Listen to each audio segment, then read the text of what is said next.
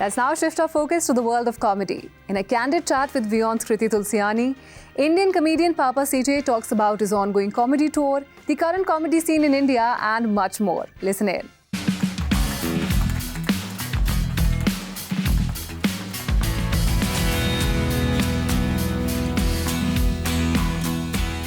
You know, I've sometimes been called the most famous comedian who nobody knows.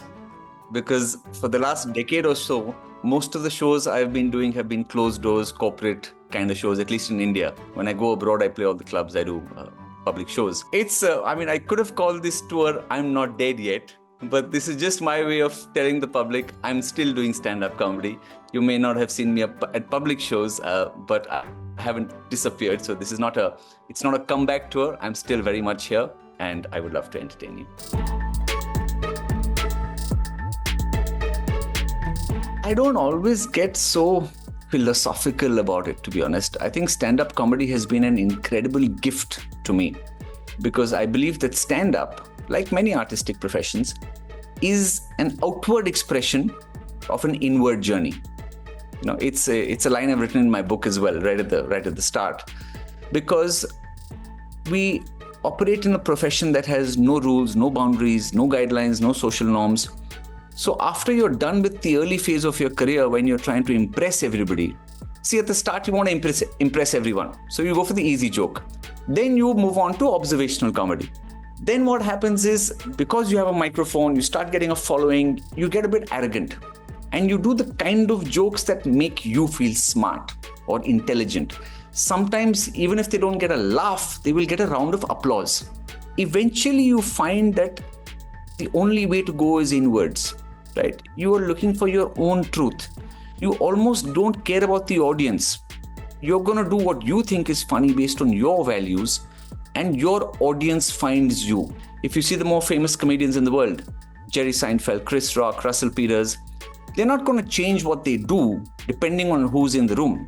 Right? I mean, Chris Rock might if Will Smith is in the front row.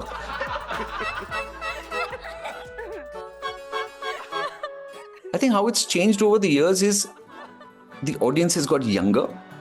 I may be saying that because I have gotten older, but a lot of the comedians who are very popular right now, massive online, cater to younger audiences.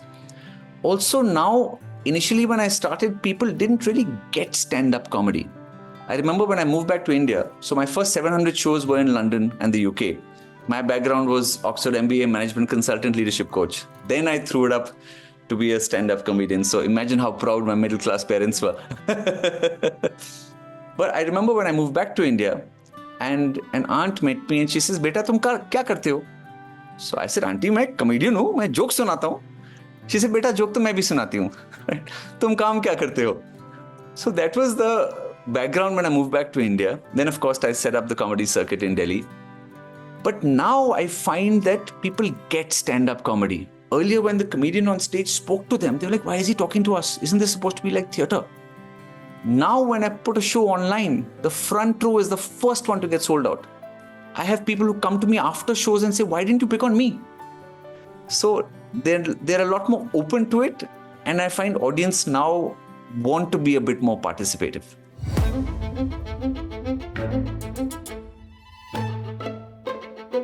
Not at all, Kriti, because I find there are a couple of reasons for that. One is I mostly do live stand-up comedy. My contracts say no recording allowed.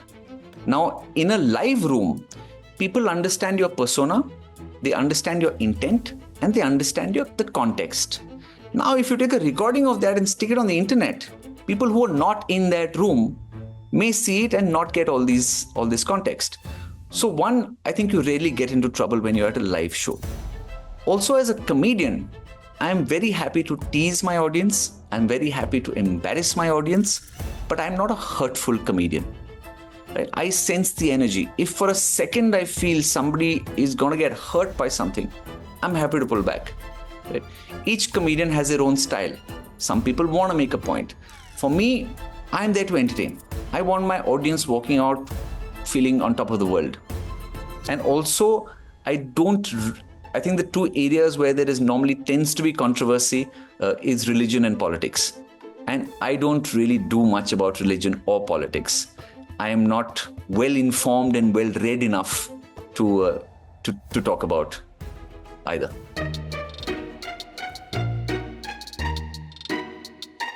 I think you have to have absolutely no self-respect, and you have to be able to live with poverty, and you have to be able to handle rejection. And I think that is not just India, it is everywhere in the world. I was very fortunate when I started comedy in London. I was completely ignorant. I had no idea how limited the odds were of somebody actually making it. And I think that was a blessing, because when you don't know that you can fail, sometimes you just don't fail because you just keep going on, you know. I mean, I did 700 shows in 3 years. So I was on the road every day. Sometimes I would travel 4.5 hours one way to do 10 minutes for no money.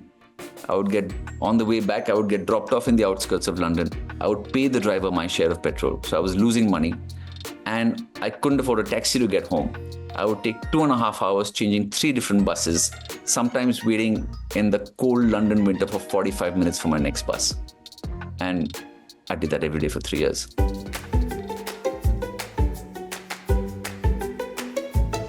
I think it was just the passion of the art form. Also, you know, I have spent 2,000 hours in cars with comedians who have been doing it for at least 15 years longer than I have.